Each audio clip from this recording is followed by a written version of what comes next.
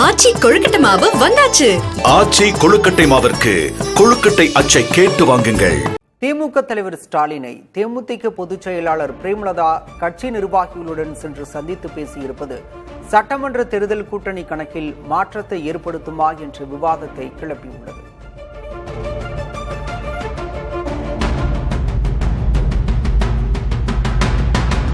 தேசிய முற்போக்கு திராவிடர் கழகம் இப்போது எந்த கூட்டணியிலும் இல்லை என்றும், ஜனவரி மாதம் நடைபெறும் மாநாட்டில்தான் கூட்டணி குறித்த முடிவை எடுப்போம் என்றும் அக்கட்சியின் பொதுச் செயலாளர் பிரேமலதா விஜயகாந்த் ஏற்கனவே அறிவித்திருந்தார்.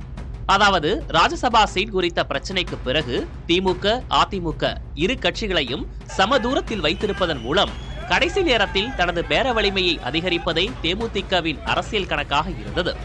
அதற்கேற்ப திமுக அரசுக்கு எதிராக ஆர்ப்பாட்டம், மத்திய அரசுக்கு எதிராக கண்டன அறிக்கை என்று களமாடிக் கொண்டிருந்தது தேமுதிக. இந்த சூழலில் மருத்துவமனையிலிருந்து திரும்பிய முதல்வர் மு.க. ஸ்டாலினை வீடு தேடி சென்று சந்தித்திருக்கிறார் தேமுதிக பொதுச் செயலாளர் பிரேமலதா விஜயகாந்த். இது 100% மரியாதை நிமித்தமான சந்திப்பு. குடும்ப ரீதியாக, நட்பு ரீதியாக அவரது உடல்நிலையை விசாரித்தோம் என்று பிரேமலதா கூறினாலும், தன்னுடன் தேமுதிக பொருளாளர் எல்.கே. சுதீஷ், துணை செயலாளர் பார்த்தசாரதி ஆகியோரையும் அழைத்துச் சென்றிருப்பது ஒருவேளை கூட்டணி விருப்பத்துக்கான சமிக்கையாக இருக்கலாம் என்ற யூகத்தை கிளப்பியுள்ளது. எங்க தொண்டர்கள் மகிழ்ச்சினா அது எனக்கு மகிழ்ச்சி தான். ஆனா இது 100% நீங்க அரசியல் கண்ணோட்டத்தில் நீங்க பாக்குறீங்க பத்திரிகையாளர்கள். எங்களை பொறுத்த வரைக்கும் இது நட்பு ரீதியாக அவங்க எங்க குடும்பத்து மேல வச்ச அந்த பற்றும், நாங்க அவங்க குடும்பத்து மேல வச்ச பற்றின் ரீசனா தான் 100% இது அவருடைய உடல்நிலையை அக்கறையில் காமிக்கணும், அவரை விசாரிக்கணுன்றதுனால தான் நாங்கள் சென்றோம்.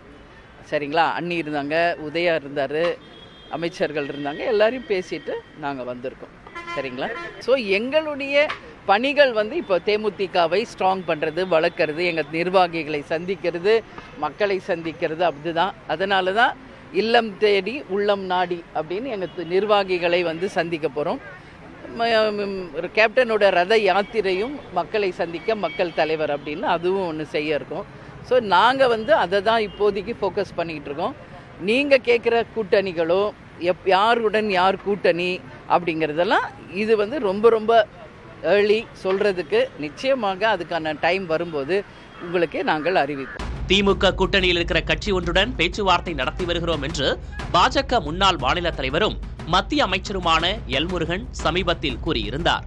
இது ஒரு புறம் இருக்க, திமுக கூட்டணிக்கு புதிய கட்சிகள் வரும் என்று திமுக தலைவர் ஸ்டாலினும் கூறியிருந்தார். இந்த பின்னணியில் தேமுதிக பொதுச் செயலாளர் பிரேமலதா அவரை சந்தித்திருப்பது திமுக தேமுதிக கூட்டணிக்கான நகர்வாக இருக்கலாம் என்கிறார்கள் அரசியல் பார்வையாளர்கள். காரணம், இம்முறை குறைந்தது 200 தொகுதிகளில் வெற்றி பெற வேண்டும் என்பதை இலக்காக வைத்திருக்கிறது திமுக.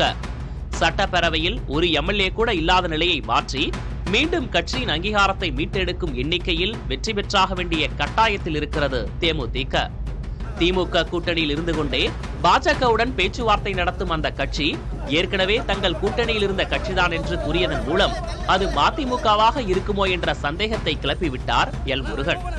ஒருவேளை மதிமுக திமுக கூட்டணியிலிருந்து வெளியேறினால் அந்த இழப்பை வாக்கு வங்கி ரீதியாகவும் சமூக ரீதியாகவும் தேமுதிகவால் ஈடுகட்ட முடியும் என்பது திமுகவின் கணக்கு. எப்படியோ மருத்துவமனையிலிருந்து திரும்பிய மறுநாளே கூட்டணி சதுரங்க ஆட்டத்தில் காய்களை நகர்த்த தொடங்கிவிட்டார் ஸ்டாலின். எதிரணியில் தேசிய ஜனநாயக கூட்டணி சார்பில் எந்த காயை எப்படி நகர்த்த போகிறார் அமித்ஷா என்று ஆர்வமுடன் காத்திருக்கிறார்கள் அரசியல் பார்வையாளர்கள். ஆச்சி கொழுக்கட்டை மாவு வந்தாச்சு.